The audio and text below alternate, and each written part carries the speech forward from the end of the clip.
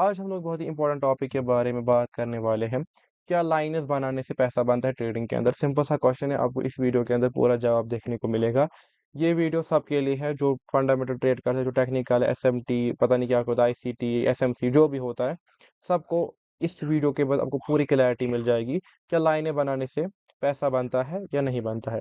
सबसे पहले मैंने ऑलरेडी अपना ट्रेडिंग सीरीज मैं बना रहा हूँ, जिसके अंदर मैं आपको अपना प्रॉफिट लॉस सब कुछ शेयर करता हूँ। तो क्या इस क्वेश्चन का ये जो क्वेश्चन है, क्या लाइनें बनाने से पैसा बनता है, इसको मैं नहीं जवाब देने वाला, कोई नहीं होता हूँ।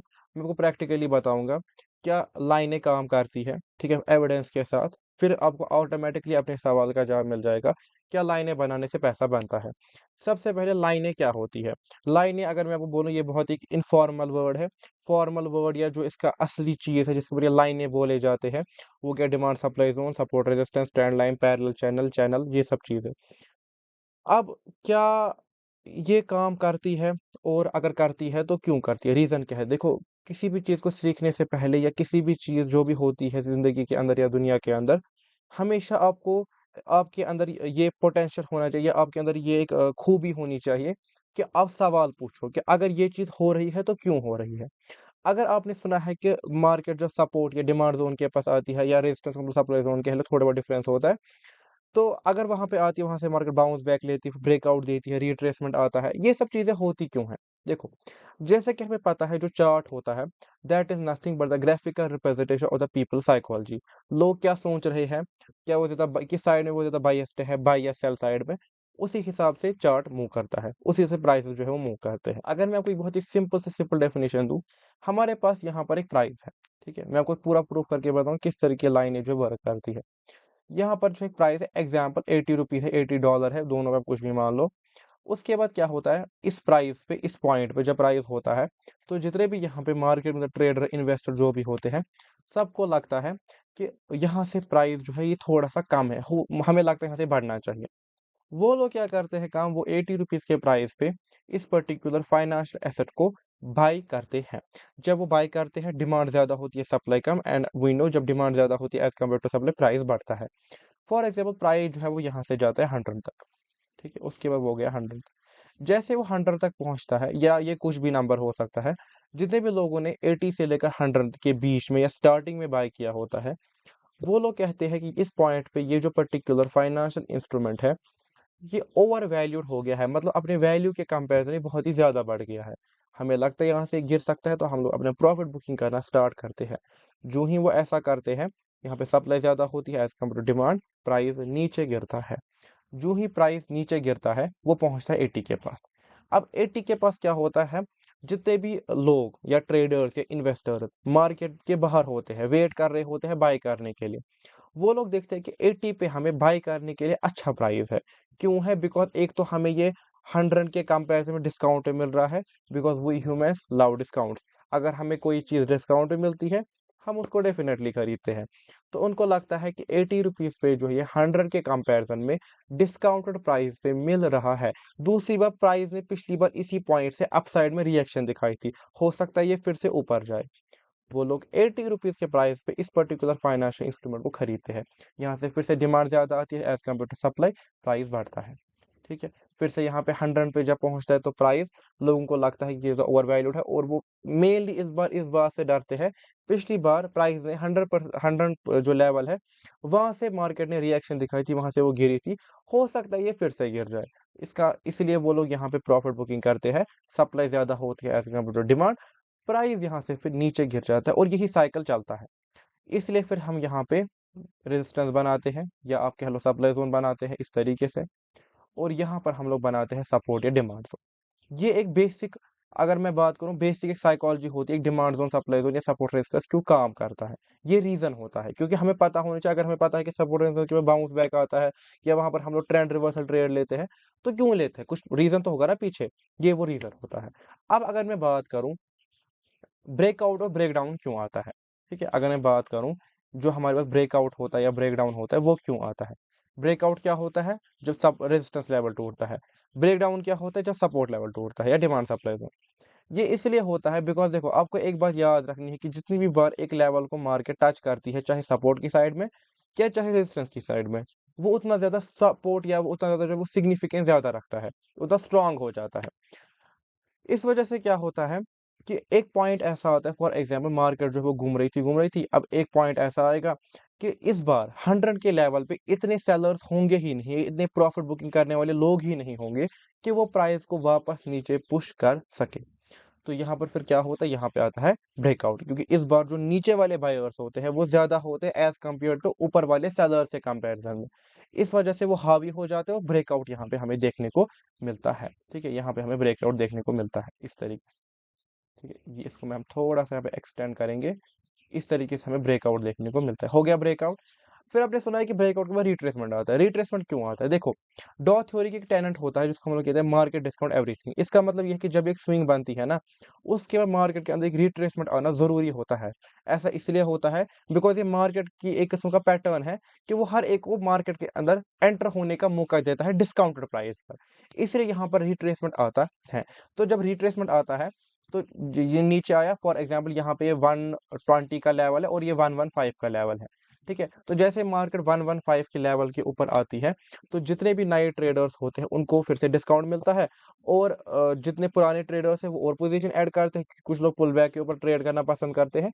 उसके बाद ये प्राइस ऊपर शूट अप करता है और जो इसका नेक्स्ट अब रेजिस्टेंस होगा वहां तक होता है। उसके बाद आपने सुना होगा कि जब भी एक रेजिस्टेंस लेवल का ब्रेकआउट होता है तो नेक्स्ट टाइम वो एज अ सपोर्ट एक्ट करता है। क्या आपको पता है ये क्यों होता है? देखो, ये इसलिए होता है, फॉर एग्जाम्पल अगर ये नीचे आया ना इस तरीके से, ये नीचे आया, ये इसलिए होता है बिकॉज दो रीजन है यहाँ पर। पहली बात, जब प्राइस फॉर एग्जाम्पल यहाँ पर नेक्स्ट सप्लाई जोन तक गया, यहाँ तक, यहाँ तक गया, ठीक है। अब ये जो पिछले वाला रेजिस्टेंस था 100 का लेवल, इस बार ये एज सपोर्ट एक्ट क्यों करेगा? उसके पीछे रीजन है। रीजन क्या है? रीजन ये है कि जब प्राइस यहाँ से रिजेक्शन लेके नीचे आया, यहाँ से इसलिए सपोर्ट लेगा क्योंकि जितने भी नए ट्रेडर्स होंगे वो देखेंगे कि अगर ये फॉर एग्जाम्पल 170 का लेवल है तो 170 के कंपैरिजन में हमें 100 का जो लेवल है वो सस्ता मिल रहा है, बाय करने के लिए डिस्काउंट मिल रहा है। एंड जैसे कि मैंने बताया, वो ह्यूमन बींग्स लव डिस्काउंट। दूसरी बात, दूसरा रीजन क्या है? दूसरा रीजन ये है कि वो देखते हैं पिछली बार जब प्राइस 100 के लेवल पे था इसके नीचे, तब मार्केट ने इस पॉइंट से रिएक्शन दिखाई थी। हो सकता है इस बार वो अपसाइड की रिएक्शन यही से दिखाए। इन दो रीजंस की वजह से, एक तो रिएक्शन दिखाई थी, दूसरा डिस्काउंट प्राइस मिलता है। इन दो रीजंस की वजह से जो प्राइस होता है 100 का लेवल, वो उनको दिखता है डिस्काउंट बाय करने के लिए। इसलिए जितने भी नए ट्रेडर्स होते हैं जो मार्केट में अभी एंटर नहीं किया होता है, वो इस लेवल से बाइंग करते हैं। डिमांड ज्यादा होती है, सप्लाई कम होती है, प्राइस यहाँ से बढ़ने लगता है और 170 के लेवल तक जाता है। इस वजह से जब भी कोई रेजिस्टेंस लेवल टूटता है, नेक्स्ट टाइम वो एज अ सपोर्ट एक्ट करता है। सेम थ्योरी जो है वो सपोर्ट के लिए भी एक्ट होती है। इसमें भी आपने सुना होगा, जब भी एक सपोर्ट या जो हमारे पास यहाँ पे डिमांड जोन होता है ये टूटता है, तो ये next time as a resistance act करता है। ऐसा क्यों होता है? बिकॉज फॉर एग्जांपल जब किसी सपोर्ट लेवल का ब्रेक डाउन होता है, उसके बाद सेम यहाँ पे रिट्रेसमेंट आता है, because market discount everything. Market जो यहाँ पे डिस्काउंट करती है ताकि वो ओवर सेलर्स को एंटर देने का मौका मिले एंड इतना प्राइस दे कि ओवर सेलर्स मार्केट में एंटर करे। ये रिट्रेसमेंट जो स्विंग के अंदर आता है ना, वो भी इसी वजह से आता है, मार्केट डिस्काउंट एवरीथिंग की थ्योरी की वजह से। उसके बाद जब यहाँ पे सेलर्स एंटर करते हैं, प्राइस नीचे जाता है, नेक्स्ट जो सपोर्ट होगा फिर वहां से बाउंस बैक आता है, तो इस पॉइंट पे वो रेजिस्टेंस इसलिए लेता है। दो रीजन है। फॉर एग्जांपल अगर यहाँ पे 30 का लेवल है, ठीक है, और ये हमारे पास कितना लेवल था? ये हमारे पास 80 का लेवल था, और ये हमारे पास यहाँ पे 80 का लेवल है, ठीक है। तो सेलर्स को यहाँ पर 80 का जो लेवल है वो महंगा मिलता है सेलिंग करने के लिए, बिकॉज सेलिंग के अंदर हम महंगे पे बेच के सस्ते पे खरीदते हैं, तो यहाँ पे उनको महंगा प्राइस मिलता है सेल करने के लिए। प्लस मार्केट ने इससे पहली बार बहुत बार इस लेवल से रिएक्शन दिखाई थी। ये दो रीजन बनते हैं जिस वजह से मार्केट 80 के लेवल से रेजिस्टेंस लेती है। इसलिए जब भी कोई सपोर्ट टूटता है वो रेजिस्टेंस बनता है। ये पीछे की साइकोलॉजी होती है जो ये लोग सोचते हैं, हर कोई लोग सोचता है। तो इस वजह से सपोर्ट रेजिस्टेंस काम करता है, ब्रेकआउट ब्रेकडाउन होता है, पुल बैक आता है, और नेक्स्ट टाइम ये जो सपोर्ट है ये रेजिस्टेंस बनता है, रेजिस्टेंस जो है वो सपोर्ट बनता है। ये होता है रीजन। अब है दूसरी चीज, ट्रेंड लाइन कैसे काम करती है, जो कि एक और लाइन है। अब ट्रेंड लाइन की जब कुछ लोग पैरेलल चैनल भी यूज करते हैं, वरना सेम थिंग है। पहली बात, बहुत सारे लोगों को मैंने देखा उनको लगता है ट्रेंड लाइन का मतलब होता है एक ऐसी लाइन जो हमें ट्रेंड बताती है। ठीक है, कहीं हद तक ठीक है, लेकिन मेन जो होता है ना, ट्रेंड लाइन एक एंगलर फिर से मैं बता रहा हूँ, जो ट्रेंड लाइन होती है वो एक एंगुलर सपोर्ट या रेजिस्टेंस होता है, या पैरेलल चला एंगुलर डिमांड सप्लाई जोन होता है, एक ही बात है। इसका मतलब ये है कि सपोर्ट रेजिस्टेंस पूरा ऐसे हॉरिजॉन्टल लाइन होती है, ट्रेंड लाइन जो किसी पर्टिकुलर एंगल पे अगर कोई सपोर्ट रेजिस्टेंस है उसको हम लोग ट्रेंड लाइन कहते हैं। ट्रेंड भी पता लगा सकते हैं, बट मेन इसका ये काम होता है, ये एंगुलर सपोर्ट रेजिस्टेंस होता है। और ये इसलिए होता है बिकॉज़ जितने भी principal support resistance demand supply zone के लिए होते हैं, वो सारे प्रिंसिपल ट्रेंड लाइन पे सेम टू सेम काम करते हैं। मतलब ब्रेकआउट, ब्रेकडाउन, रिट्रेसमेंट वो सारा काम करता है। इसका मतलब ये है कि जो मैंने आपको रीज़न बताया या जो मैंने आपको साइकोलॉजी बताई, सपोर्ट रेजिस्टेंस के काम करने के पीछे, वही सेम साइकोलॉजी किसके पीछे है? ट्रेंड लाइन के पीछे भी है। तो क्या लाइन इस पे ऐसा बना के देती है? देती है। बस आपको ये पता होना चाहिए किस तरीके से लाइन को सही मार्क करते हैं और किस तरीके से एक सही लाइन को पहचानते हैं, फेक ब्रेकआउट, ब्रेकडाउन को पहचानते हैं। उसके लिए आपको थोड़ा बहुत एसएमसी भी यूज़ करना पड़ेगा, इंड्यूसमेंट लिक्विडिटी वगैरह क्या होती है और लिक्विडिटी का कॉन्सेप्ट आपको कम से कम होना चाहिए कि वो होता क्या है। तो लाइनें पैसा बनाकर देती है, बस आपको एक पता होना चाहिए किस तरीके से लाइनें जो है वो काम करती है। इवन तो जो स्टॉक मार्केट वाले हैं, निफ्टी 50 में बड़ी ट्रेंड लाइन थी, जिसका जब ब्रेकडाउन हुआ तब से मार्केट कंटिन्यूअसली गिर रही है। ठीक है, मैंने उसके बाद पहले आपको सितंबर में बोला था कि मार्केट गिरने वाली है, तो उसमें बहुत ही मेजर ट्रेंड लाइन थी। मैं उसका जो फ़ोटो यहाँ पे अटैच भी कर दूँगा। तो आज आई थिंक आपको अब अपने सवाल का जवाब मिल गया होगा कि क्या लाइनें पैसा कमा कर देती है। अगर आप चाहते हैं कि मैं नेक्स्ट वीडियो लाऊँ जिसमें बताऊँ कि क्या चार्ट पैटर्न या जो कैंडलस्टिक है ये क्यों काम करते हैं, या क्या कैंडलस्टिक या चार्ट पैटर्न को यूज़ करके हम लोग पैसा कमा सकते हैं, तो आप मुझे कमेंट्स के अंदर बता सकते हैं। मैं पूरी कोशिश करूँगा उस पे वीडियो लाने की। और जो भी ये लोग कहते हैं कि चार्ट पैटर्न वो रैंडमली बनते हैं, उसके पीछे प्रॉपर साइकोलॉजी होती है, प्रॉपर रीज़न होता है जिस वज़ह से कोई भी चार्ट पैटर्न काम या कोई भी कैंडलस्टिक काम करता है। अगर आप चाहते हैं मैं उस पे भी वीडियो लाऊँ, do let me know in the comments. मैं मिलता हूँ आपसे अगली वीडियो में, तब तक के लिए बाय बाय।